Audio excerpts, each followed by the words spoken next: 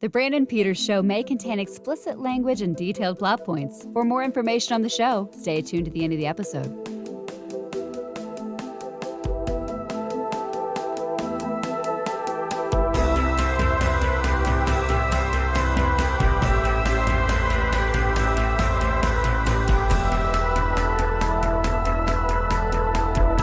And now, here he is, Brandon.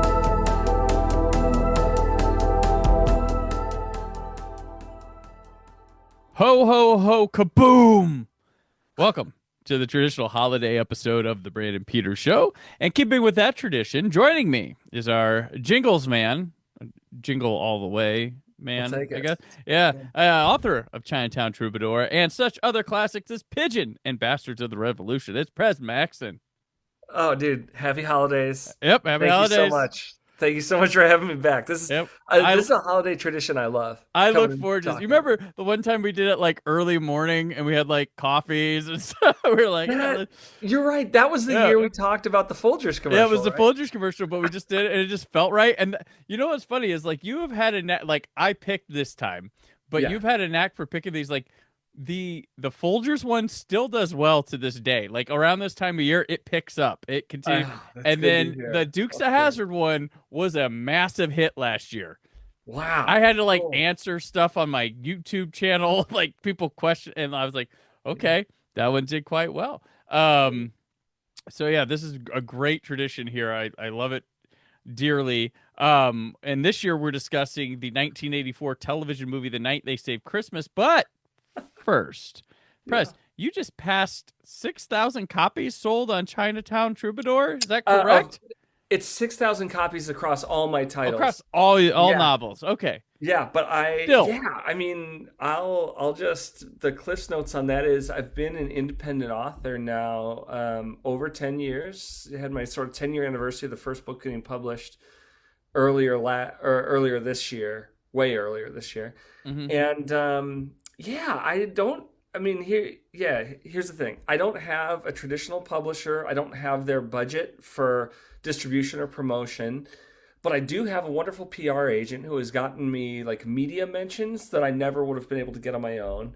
I have a literary agent we've never sold a book like to a publisher, but he's an awesome creative partner. And I think we've come close to selling a book before, but regardless, it's like, man, that has just been a result of hustling on social media, of running Amazon ads, of as many personal appearances as my schedules can possibly handle, whether it's an author fair or a bookstore appearance or something. So I feel very lucky.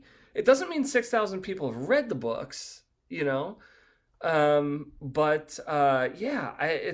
awesome to hit the number, and thank you for mentioning it. I was just in Europe because the latest book, Chinatown Troubadour, is referencing Chinatown in Paris. And It's a true story. It's a guy that I met way back in the 90s for about 10 minutes. And I tracked him down and I interviewed him and, we struck up a friendship. So I was celebrating the 6,000 books sold landmark in Paris. And I went out to dinner with him and I appeared on a podcast that's Paris-based. And it was just one of those kind of pinch me moments where I thought, man, would I really have imagined 10 years ago that I'd hit this number, or that I'd hit any number really, or be welcomed in this bookstore I love, or, get a bunch of emails from people after they heard my most recent podcast experience about writing books and stuff. So yeah, I feel very lucky. Yeah, no. And you truly know how to measure your own success.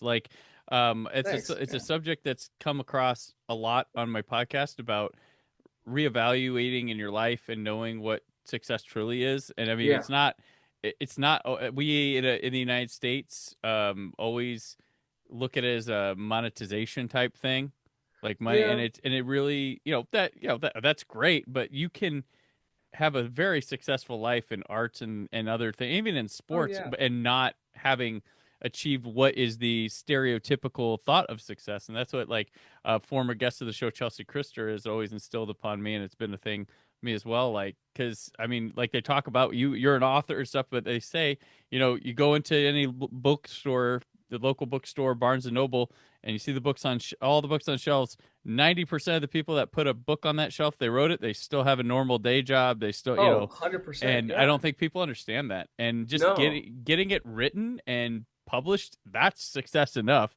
But to go ahead and have actual, connect with people, have 6,000 people saying that sounds interesting. I'll, like right, get the book, and that's amazing. And that's enough. I mean, that's enough. So there's somebody out there that would like hang their hat up and retire with that success. So that very big. No, thanks. Yeah, I have learned to like treat every milestone almost like it's the last one. Like that's the last time I'm gonna sell a book, almost. Right. I remember for when I hit 5,000, I smoked a cigar and like my wife made a cake, Yeah. And I was like, I may not sell another book. I'm gonna celebrate this one like I just won the Super Bowl, and I felt that a little bit about 6,000 also. And you, of course, you'd kind of catch yourself daydreaming about, well, what if a major surge happened and I could hit 10,000 faster than I hit 6,000, and then like this and that, and you kind of like let it spiral, but you can't kind of get distracted by that. You just keep working. Yeah, So.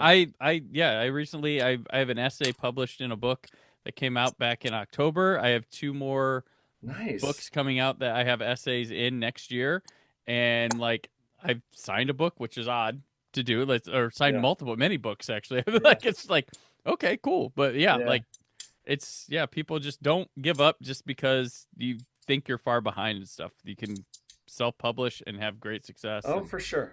Do stuff as well. So well, thank you for the kudos. It's part of the whole promotion of it is always fun coming on your show, man. So I love having you all the time. I'm very grateful for your contributions here above and beyond. So, hell yeah. All right. Okay. So, we're going to go look at what I picked this year for the holiday one. The Night They Saved Christmas. Drilling for oil at the North Pole. They plan for every emergency but one. You're going to blow up Santa Claus.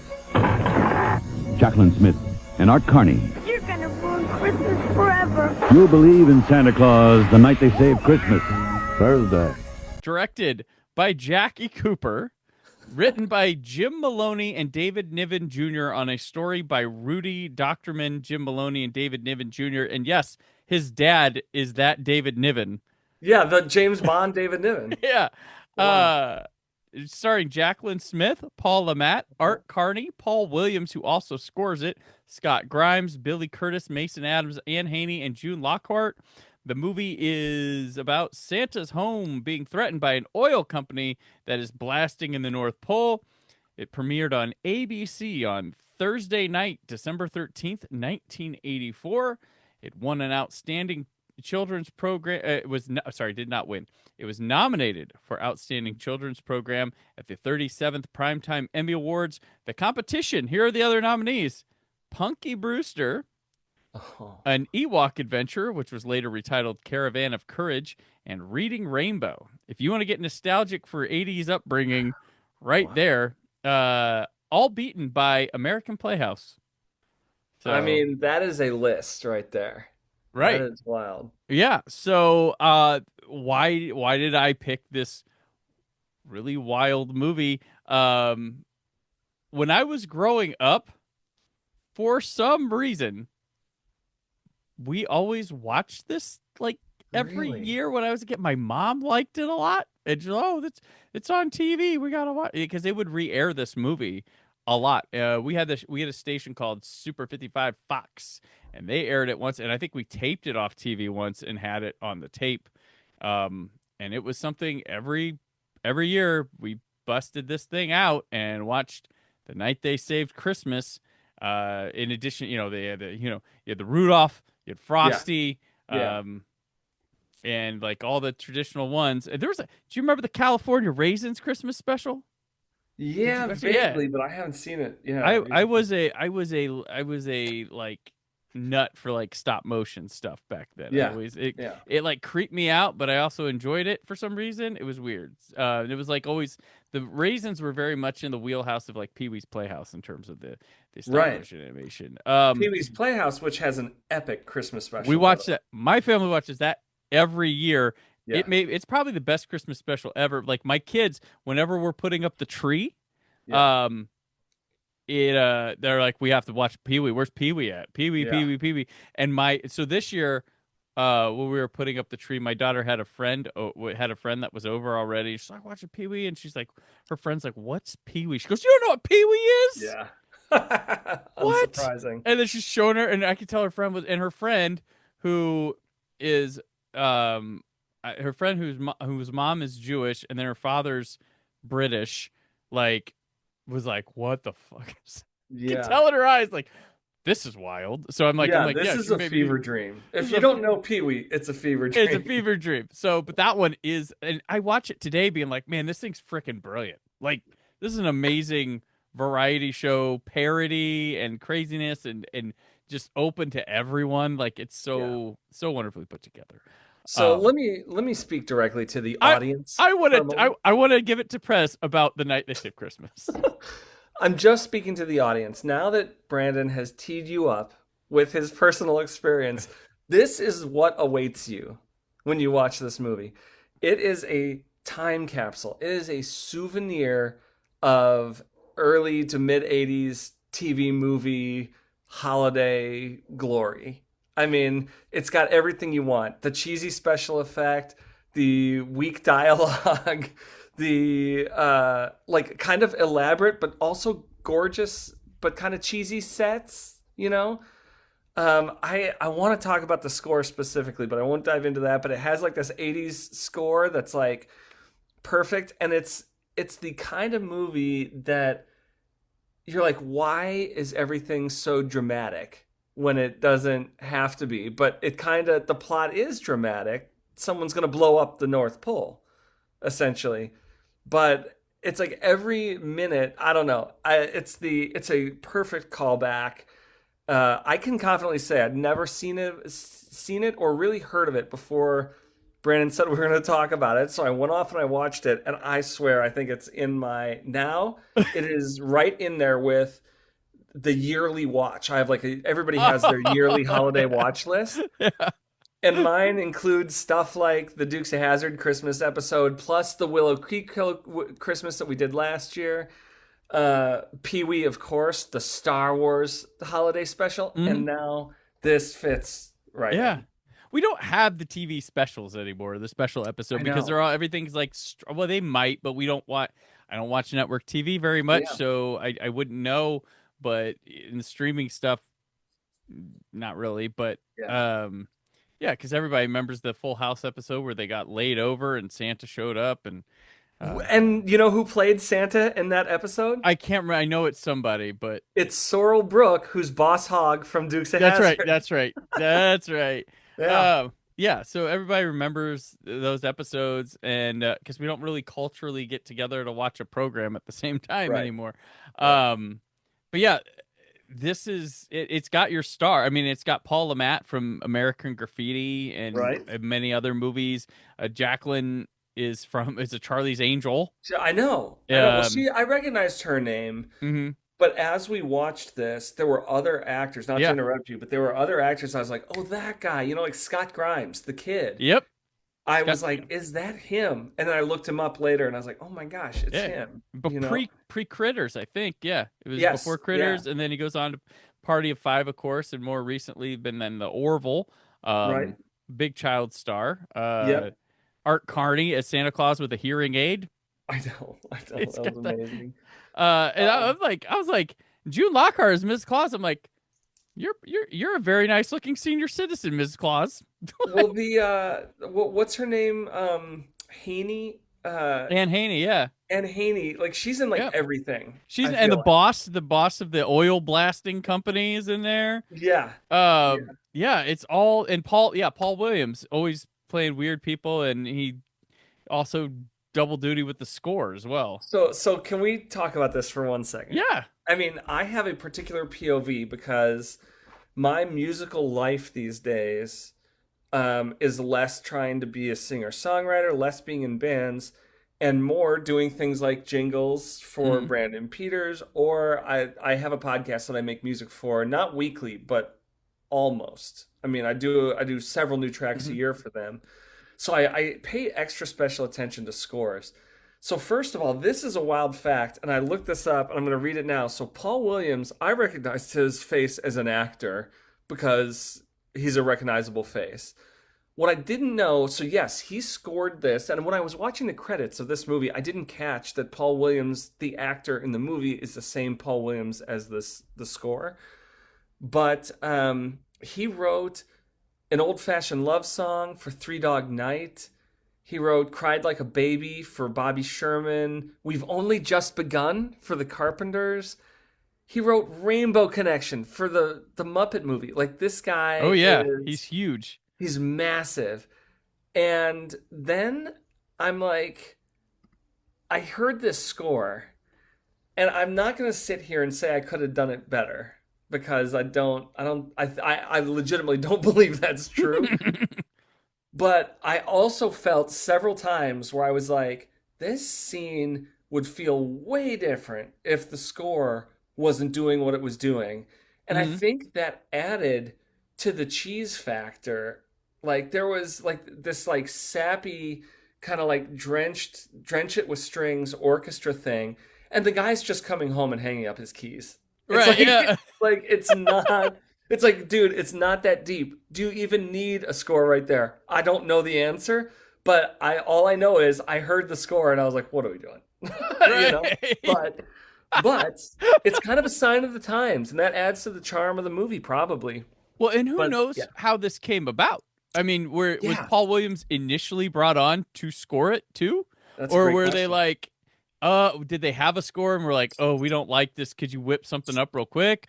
Was it like Paul Williams like, oh, I got some holiday stuff I did laying around. I've got some random stuff. Like, who knows what the time constraint was on this, the limitation. But yeah, it's definitely something that sticks out. Like, like you said. And I don't, maybe I was only distracted because I'm like listening for that stuff because I do that kind of thing so frequently. Mm-hmm. But many moments where I was just like, "Whoa, this is a total adds to the time capsule part of this super melodrama when it doesn't need to be a right." And just like, yeah. Speaking of time capsule with this, man, there's a scene early on when the family is at home, and I think it's shortly after the dad meets Ed, which is Paul Williams, and they come home, they're putting up the Christmas tree, and wood panel.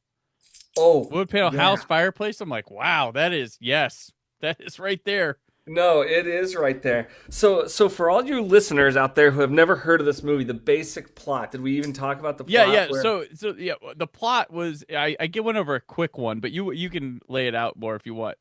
No, I couldn't remember if you just said it a little bit ago. Oh no, I said like a little log line, but okay. So the basic idea here is that a family is living in the Arctic, and the father in the family works for like an oil company, and they're drilling for oil, and they're using dynamite, and they're not finding it. Everyone's frustrated. The boss is mad. The manager's mad. Everybody's mad.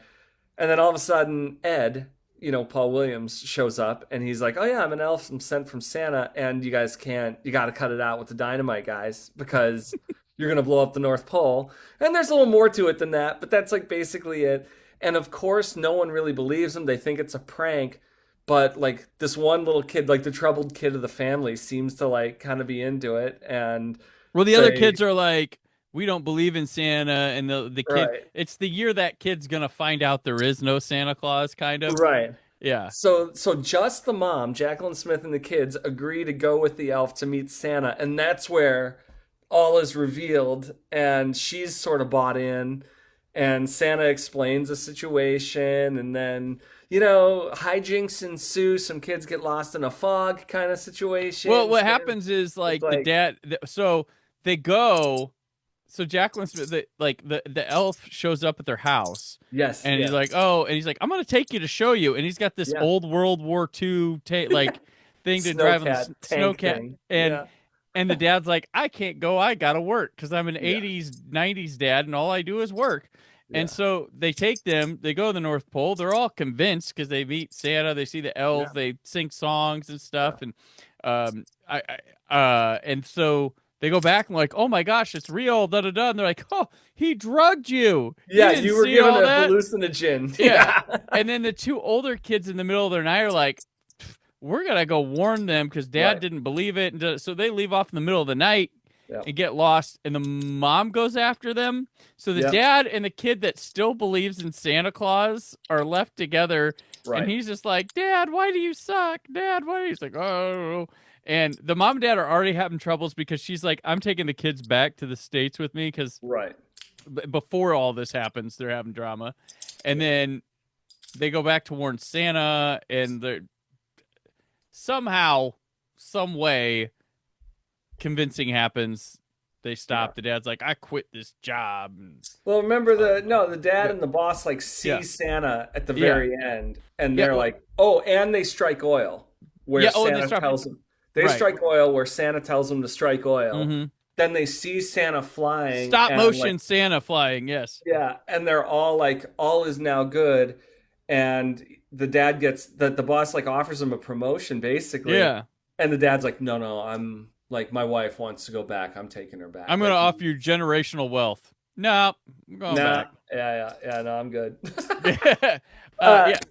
So I dug it, man. I thought, I mean, it took me back. Like, just even though I never watched it back then, it's like it just took me back for how TV movies feel back when we watched TV movies. And this thing was cropped for modern television because it was clear for like there's a lot of weird framing that happens in this movie because they cropped it for modern TVs on the at least the stream I saw on Tubi. I know it's on. I didn't check Canopy because I didn't want to waste a rental on something that's on Tubi. But there's a lot of times where like a head was cut off and things like that. And I'm like, okay, this isn't framed correctly, but I can watch it. Do you is this one of those movies? I'd never heard of this before. Yeah. Is this one of those movies that has a little bit of a cult following, the way that Muppet Family Christmas does, way that like some of these old ones do, or is this just a Brandon Peters family favorite? That's what that is. This is why I picked it up. But I will say, when doing my research and stuff, the Wikipedia page was very detailed. Oh, interesting. So someone out there filling stuff in. Yeah, somebody really liked it, and it is to a T.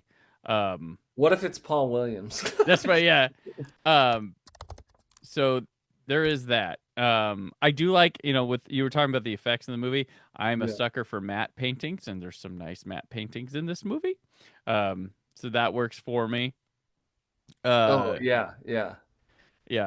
This also is in the right spot in the 80s to remember they have the robot pal in this, and he has very strong Happy Birthday Polly vibes to him. Yeah.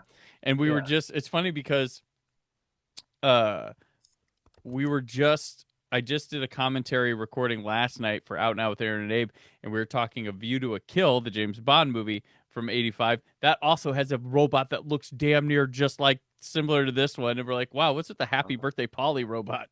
Funny. But I always attest that to between Cobra and Rocky 4, that Stallone had this like fear or thought that robots were going to take over the world or something, and he was trying to put stuff in his movies about it.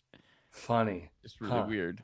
But I'm looking up fan fiction. No, customer reviews on this movie. This is a Santa with tech movie. They try to explain things with tech for the Santa mythology. Right, exactly. Anyway, I'm not finding anything that's overly entertaining, but the one thing I am finding is proof that people love this. Okay. Like, that proof, just like you, people love this. But yeah, the technology thing is interesting. Like okay, here's an anecdote about that. When they first arrive at like the first communication tower, I can't believe I'm saying that. When Ed takes them in the snowcat to the communication tower where they meet up with the reindeer, and he's like, "Oh, you can call home." And he picks up, I know it's supposed to be funny, but he picks up like this upside down candy cane. Mm-hmm. That's like the phone, but it has a giant antenna and you can dial in it. And instead of dialing a phone number, the first thing he asks her is, what's your credit card number? Oh, yeah, he has a credit card number. I think that is hilarious. That was good. But I also think it's wild that they're talking about, like, explaining the technology of Santa with, like, the time slowdown thing. And, like, and here's this, like, somehow, like, polar network telephone that's, like, wireless, essentially. But the technology isn't perfect. Like, she's on the phone and she loses signal. Right, yeah. You know? And you're like, wait, we're talking about the magic of Santa Claus here. But we even in 1984, the magic of Santa cannot overcome the reception issues that all of us on our cell phones have daily. Well, and it also like, I always love this too when they in these movies and stuff. It's like the out of touch adult definitely wrote it, or some single guy, Right. because like if you look at the toys that they're making there, it's like Yeah. a kid in 84 wants that. Yeah. Like they want like specific toys during that era. They're like the little robot, yeah. Like no. Yeah. They'd be wanting an Atari. They'd be wanting Star Wars figures, He-Man, for Masters sure. of the Universe, Transformers. Like that's like you're wasting your time, elves. Like Right. no one's getting that in '84 and being like, "Yay, Santa!" And it's Yeah. also funny that like if the mom needs help believing in Santa, has he just been like skipping their house every year? Like, because she'd be like, "Where'd these toys come from?" You know, like Right. not to burst the magic here, but like, yeah, like if like the parents fake Santa Claus, he doesn't do it. And then here was an odd line for me that when he's convincing the mom, Jacqueline Smith, like mentioning This is Ed when he's convincing her. yeah, when Santa's convincing her, Santa. when Santa's convincing her, and he mentions about her father, and he gave her a fishing rod. Where was that fishing rod from? Abercrombie and Fitch. Wild. I was like, did they have a massive business pivot in the mid-90s or something? Like a fishing rod from Abercrombie and Fitch? I'm like, don't they just sell like designer clothes? Right. Like Right. a fishing rod. I'm like, what else? They sell bait too? Or Right. Yeah. It like Really? even would have been, I mean, Orvis, a clothing company, but still fly fishing. It's like, oh, that would have made more sense. But yeah, I don't know. I was Maybe like, that's funny. I didn't catch Abercrombie, that. and like I didn't even think, like Abercrombie and Fitch, I wasn't aware of till like the '90s.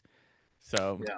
maybe they Yeah. just like, you know what, our clothes sell better than our fishing rods and outdoors equipment does. So why don't we just pivot to that? It's like Now I'm curious. I'm gonna look up Abercrombie and Fitch. that was a weird moment there where they're having their emotional turn for the mom to believe. But like, I mean, like, it's like, how much does it take to convince? Because like you go to this place with this elf and there's like this huge operation. It's like, no one would spend this amount of money just on a sham here. Like, Right. Right. Okay, get this. Okay. I mean, this is an old company, founded in 1892. Oh, wow. Yeah, by David T. Abercrombie. Opened a small shop in New York City for hunters. Okay. Later joined in 1900 by Ezra Fitch, becoming Abercrombie and Fitch. And they were a sporting goods store, tagline, the greatest sporting goods store. Oh, my. Until sometime in the 70s. They were acquired in 88, so maybe a little later. Acquired in 88, and they were like a struggling brand, and a guy was like brought in to basically reinvent them. And they reinvented them and relaunched in 92 with the teen brand we know now. So I know you're into sporting goods, but let's just throw that all out of here. We like your logo. We like the sound of your name. Can we just have that and put it on shirts and stuff? Yeah. Okay. Yeah, classic stuff. Anywho, They're gonna be like, yeah, and Skechers, they used to be restaurant supply warehouse, but then they turned them into like shoes. You know, like that's the equivalent. Like it's like, all right, very, very Barbie interesting. was barbed wire, and then they pivoted. Yes. It was 100 years of barbed wire, and then we're like, no, pivot. Yep. Barbie, that's funny. yeah, the little doll. I know we're getting off topic here, but I thought of that in business school. Like in business school, in grad school, they bring in all these speakers Mm-hmm. who are like, "Oh, here's my company." And I remember one guy specifically. I'm trying to remember what company this was, but they did DNA testing mainly for like crime labs. Okay.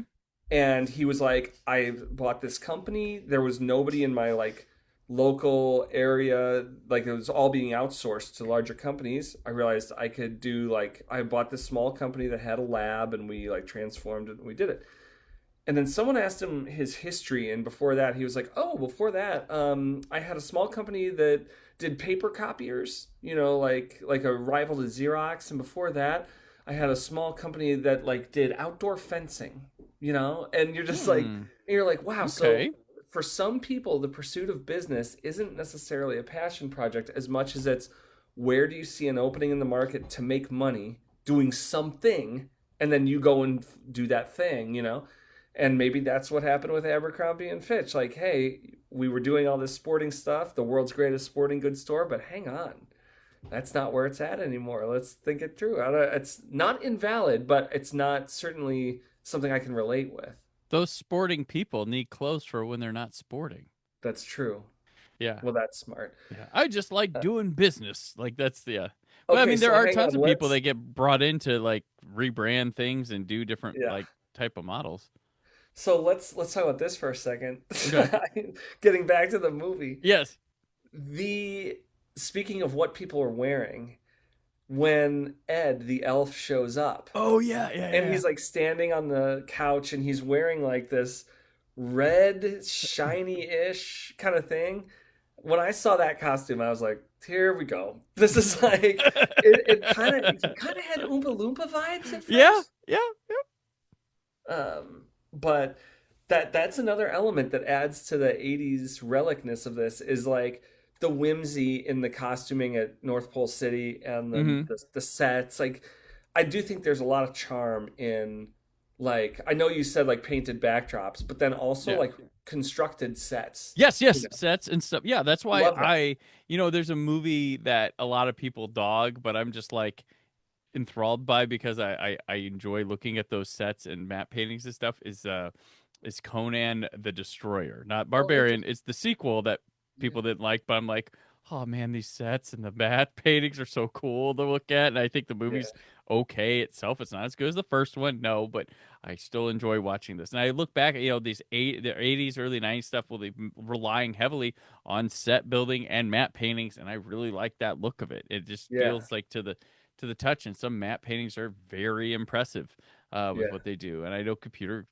stuff looks great and can be that, but when it's cheaped out, it can look bad. And of course, the other vice versa, cheap sets and map paintings can look bad too. But I just like the tangible nature of the map painting combined with a nice constructed set, which gives the actors a playground to not pretend in.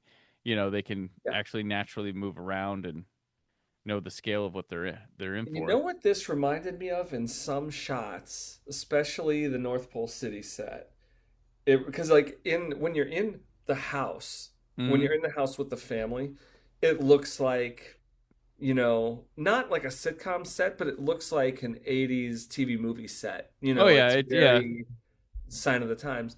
But I've been watching some like live theater, like live to film theater, like the BBC's production of Shakespeare plays are actually shot like on a set with a those are really cool, like on a stage with a built set, and there's almost even like a fourth wall where you're like, oh, this could be like they could be shooting this in an actual theater when there's seats behind the cameras, and this reminded me of an upper scale version of that, Gotcha. where everything is real, everything is constructed, but it's not as limiting as it looks like shooting it. It's clearly on a soundstage. There's no like audience behind you, but it's still living completely in the physical world. And I think that's part of why I'm attracted to like, productions from before CGI. It's like the actors are really,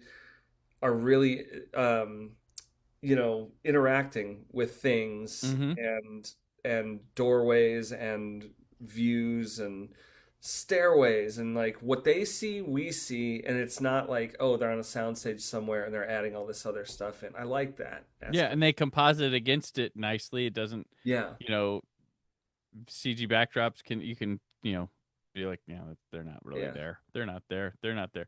That can happen. That's why, I just love the set, and I'm sure, and I think actors love the set too. They love being. If I were an actor, I think I would, right? Mm-hmm. Yeah, I mean, like Joaquin Phoenix, Marvel was like begging him to be. I think he was their first choice for Doctor Strange, and he's like, I just don't do well with stuff like that, and that's why he wouldn't do it. They were going to throw a fortune at him, and he's like, no, I can't. When he does Joker, he does do comic book, but like that's a tangible, real shot on location movie and stuff like that. So it fits his mold. But there's actors that don't do too well with. I feel like I'm trying to remember where I heard this. I think it was in college because I spent about one semester thinking I was going to be a theater major. Mm-hmm. And so like I took a couple theater courses. I actually was like one course shy of a minor, and I don't know why I didn't just like do it just to have it on paper. But I think it was in some course that they said like, no matter how minimalist your production is, try and make as much real for you as possible. For example, like if you are doing like a dinner scene, like don't have empty glasses and an empty pitcher there, and don't be pretending to pour water. Like just put water in the pitcher. And it's not just so that the audience believes you're actually there to eat dinner, but it's because actors will make different decisions the more they allow themselves to believe that they're in a world, So if that pitcher is heavy because it has water full of it, like they're going to handle it differently than if it's pretend and they're not like. I always judge how people drink a coffee in a movie, especially the like Starbucks type cup, I think he's a good actor, but Ben Affleck in Gone Girl, poor coffee drink. Like there's no weight to it. It's just like but yeah, that's part of like there's a technique of acting. I say for a tiny bit, it's called Meisner technique, and a lot of the practicing of that is doing something. And like a lot of the exercises of that is just you'll have two people and one person's doing something in the room and the other has to come in and naturally act with them and try to assume what they're doing, figure out what they're doing at the same time. And you are supposed to like keep working on whatever you're working on while they're bothering you and stuff like that to get you used to just naturally doing things in a moment and touching and picking up and talking while you're doing that. Interesting. So, I feel like, well, we could go down this rabbit hole a long way, but I do think that in this case really contributed to like making this thing like pop a little bit off the screen, It gives it, it's being all snowy all the time because you're in the Antarctic helps too a little bit. That's for sure. Doubt they shot it there, but Well, my other thing about holiday movies, because I think we've talked about Muppet Family Christmas before, I acknowledge that in order to be a compelling story, you need conflict. Okay. However, especially in holiday productions, I think you have to handle that conflict in a maybe a more delicate way. Because traditionally, this is a season of goodwill, a season of gratitude. Mm-hmm. And I think of that Coldplay song. Coldplay did this Christmas song. And the first lyrics, someone's going to call me out on this in the comments if they're listening this far. It's like, Christmas night, another fight, something, da, da, da. Yeah, Christmas night, another fight or something. And I was like, man, in the season of goodwill and the season of gratitude, that's like the first thing we hear, the first message. Yeah, there it is. Tears we cried a flood. Wait, say it again. It's Christmas night, another fight, tears we cried a flood, got all kinds of poison in my blood.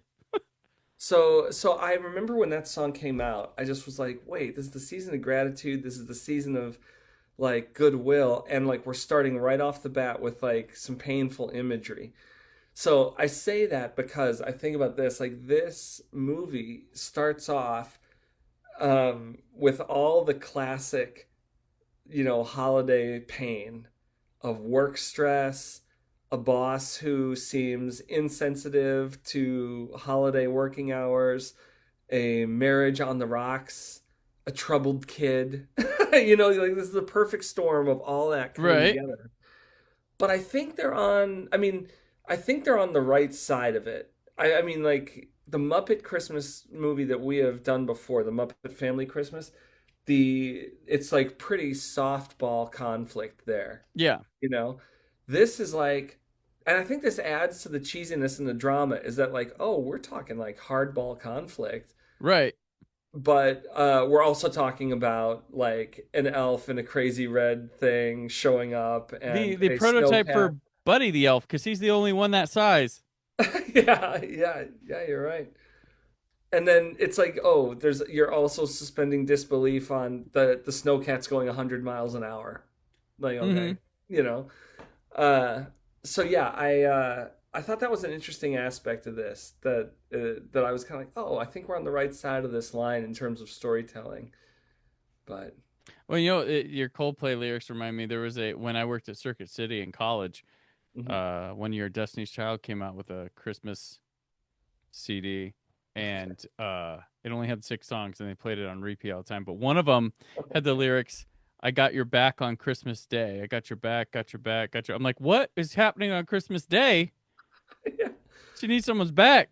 Like, yeah. What? How are you going into this holiday? What preceded it? Was Thanksgiving pretty rough? Like, what happened? Yeah. What?